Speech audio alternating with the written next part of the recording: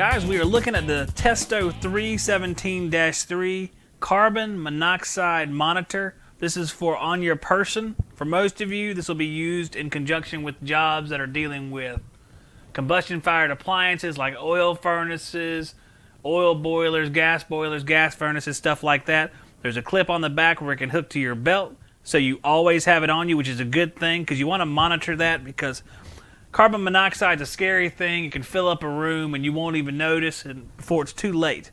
There's a lot of literature on how many parts per million do what, and maybe I'll put that at the end of the video so you can see that. I'm not going to go through it right here.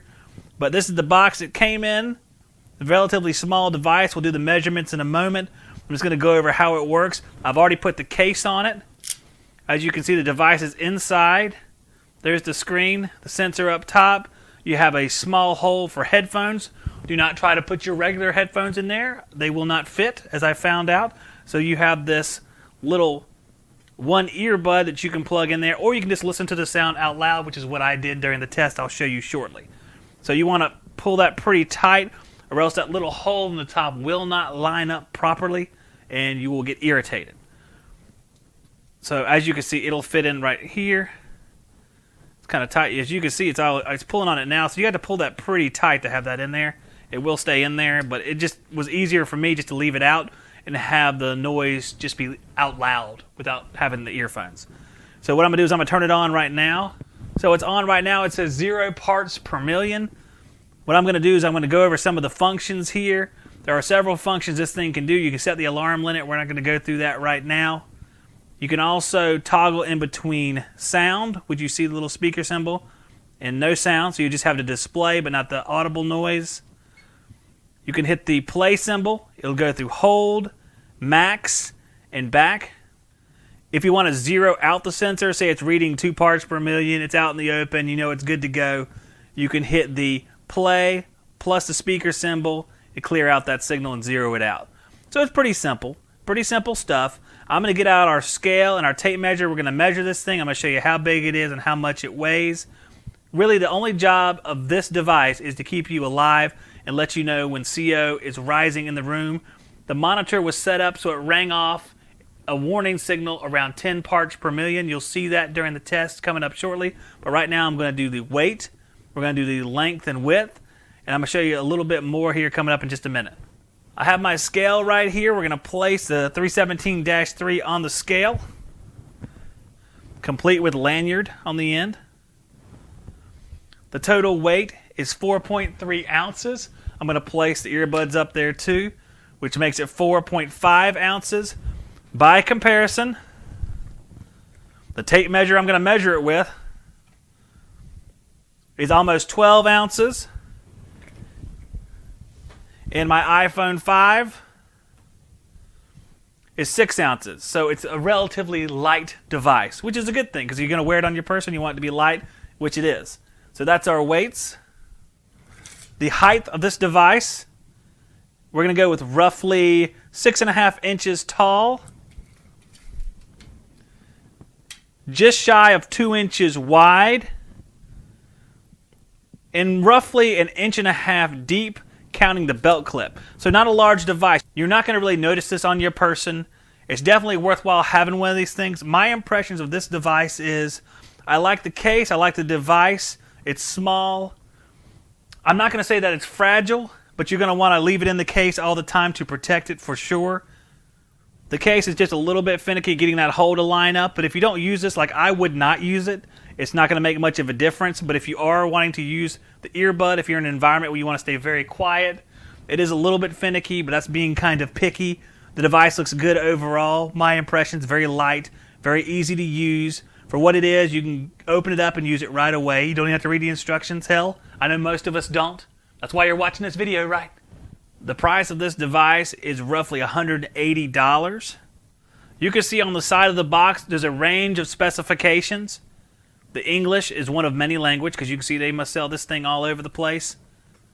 It will pick up from 0 to 1,999 parts per million. Hopefully you're long gone by the time you would reach that high, or else they're just finding your body and you're going to be on the news. Resolution is 1 part per million. There's no half a part per million or 5 parts per million. It goes 1 part per million by 1 part per million. It is powered by 2 AAA batteries. The battery life is 150 hours if the beeper is switched off. It works in ambient temperature of -5 to 45 degrees Celsius. It does have a warranty of 2 years on the instrument and 3 years on the CO sensor. So the expectation is that this sensor will last 3 years. Under the care and maintenance part of the instructions, it just goes over replacing the batteries, which monkeys can do. Also, it goes through some troubleshooting. If you see a low battery light in display, it means change the batteries. This is pretty obvious stuff. If the instrument cannot be switched on, change the batteries. Again, monkeys should know this. But there is an error symbol that can light up there. That means the instrument is defective, and you have to switch it off and try to switch it on, change the batteries. Or more likely, you're just going to have to send it back or chuck it out of car as it goes by your house. Since CO sensors are so expensive, I'm going to assume after 3 years you're not going to replace your CO sensor. You're going to be replacing this entire device. So I think it's a one and done sort of thing. You use a CO sensor as long as possible.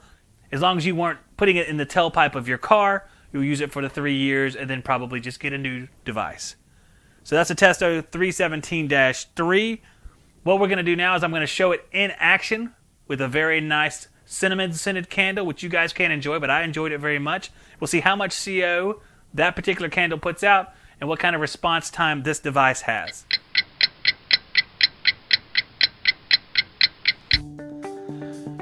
What I'm doing now is I'm lighting this candle to see if it puts off any CO.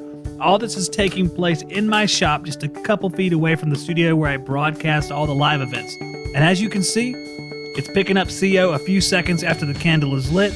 We're up into the 15 and 16, and we hear the chime that would warn you if you were out in the field that you were in danger. As you see, it goes back down as we draw it away from the candle again.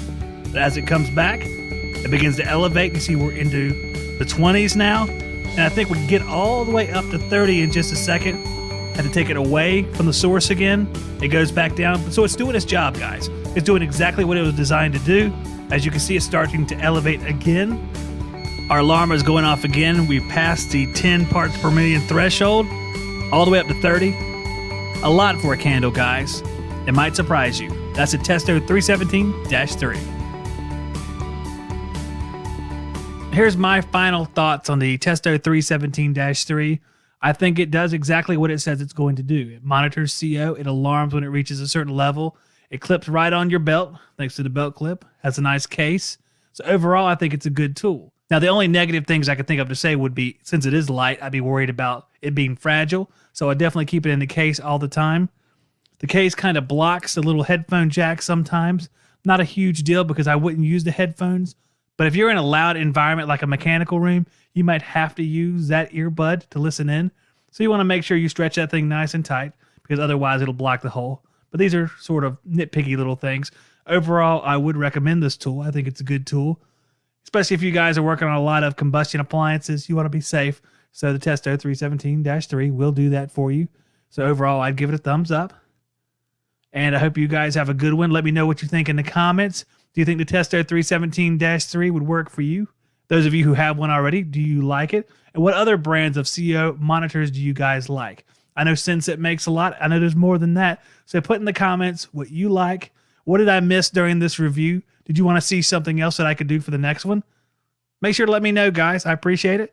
And I'll see you on the next one.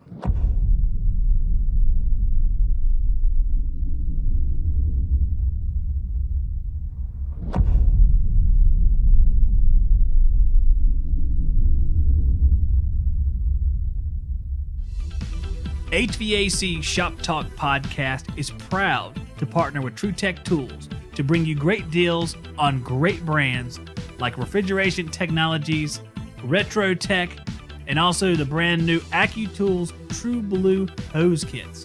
All you have to do to save 8% off these great products is use the Shop Talk discount code at checkout.